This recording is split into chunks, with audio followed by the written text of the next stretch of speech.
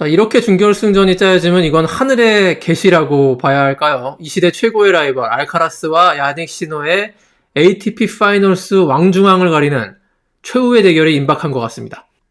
자, ATP 파이널스 라운드 로빈 최종전이 마무리됐습니다. 예상대로 야닉 시너가 3전 전승 무실 세트로 준결승에 진출해서 호주의 알렉스 디미노와 만나게 됐습니다.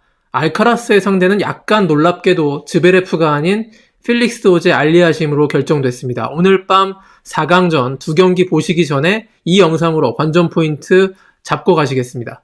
자, 전체적인 총평부터 드리겠습니다. 알카라스와 시너 모두 준결승전 상대가 예상됐던 후보보다 약간 수월한 상대라고 정의 내릴 수가 있습니다. 특히 알카라스 입장에서 그동안 실내 하드코트에서 이겨본 적이 없었던 알렉산더 즈베레프 대신 오제 알리아심을 만나게 된 거는 분명히 호재라고 말할 수 있을 것입니다. 자, 4강전 경기 순서대로 프리뷰하겠습니다. 한국 시간 토요일 밤 10시 30분 야닉 시너와 알렉스 디미노가 맞붙습니다. 자, 상대 전적 보시겠습니다. 12승 0패. 시너의 일방적 우위고 디미노 인생 최대 걸림돌이 바로 시너라고 말할 수가 있겠습니다.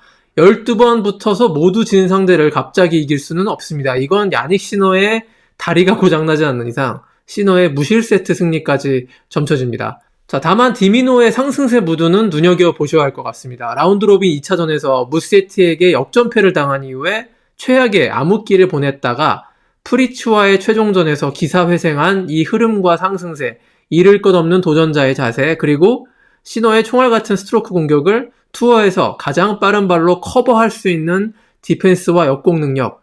자, 이 모든 긍정적 요소를 고려한다 하더라도 지금 시너를 이길 수는 없을 것 같습니다. 서브가 너무 좋기 때문입니다. 실내 하드코트에서 디미노가 이변을 일으키기에 두 선수의 서브 격차가 너무 큽니다. 자, 이번 대회 야닉 시너의 첫 서브 플레이스먼트를 살짝 분석해 봤는데요.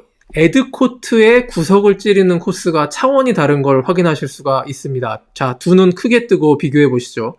에드코트에서 시너의 플레이스먼트, 그리고 즈베레프의 플레이스먼트, 마지막으로 알카라스의 플레이스먼트입니다. 자, 시너가 훨씬 구석으로 서브 플레이스먼트가 집중되어 있는 게 육안으로 확인할 수 있을 정도입니다. 자, 사실 디미노에게 시너는요, 테니스 인생 앞길을 막는 악연이라고 할 수가 있는데요. 가장 처음 맞붙었던 2019년 넥스트 제너레이션 파이널 결승전에서 그때까지 무명이던 시너가 전년도 준우승자이자 재수를 해서 넥젠 파이널 챔피언에 도전하는 압도적인 우승 후보였던 디미노를 물리치면서 시너는 최고 유망주로 발돋움할 수 있었던 반면에 디미노는 그때부터 최상위 레벨에 도달하기에는 2% 부족한 재능이란 평가를 받았습니다. 이 악연을 시너가 가장 강하고 그의 홈그라운드인 토리노 ATP 파이널에서 바꾸기는 어렵다고 보여집니다. 자, 두 번째 4강전. 이게 조금 더 흥미로운데요. 알카라스와 오제 알리아심 상대 전적 조금 놀랍게도 4승 3패로 꽤나 팽팽하게 맞서 있습니다.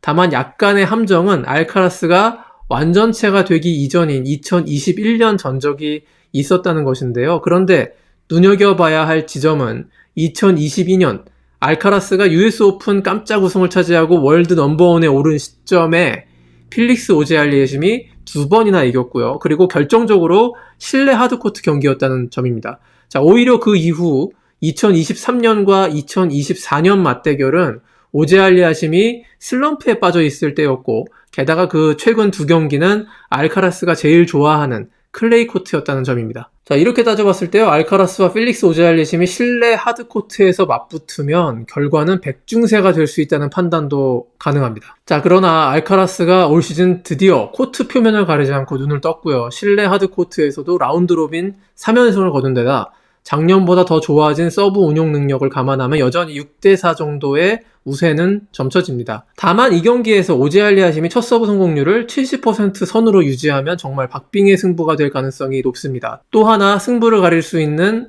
관전 포인트는 알카라스가 필릭스 오제 알리아심의 강점인 포핸드를 피하고 백핸드 쪽으로 랠리 패턴을 얼마나 이어갈 수 있느냐일 것입니다. 그런데 저는 이런 승패 예측보단요, 알카라스와 오제 알리아심 이 두 명의 포핸드 최강자들이 보여주는 화끈한 랠리, 난타전을 기대하고 있습니다. 자, 알카라스의 포핸드가 파워라면 오제 알리아심의 포핸드는 정교함에 가깝죠. 승패를 떠나서 아주 즐거운 매치업 기대하고 있습니다. 자, 토요일 밤 즐거운 ATP 파이널스 만끽하시고 저는 준결승전 결과를 보고 또 돌아오겠습니다. 고맙습니다.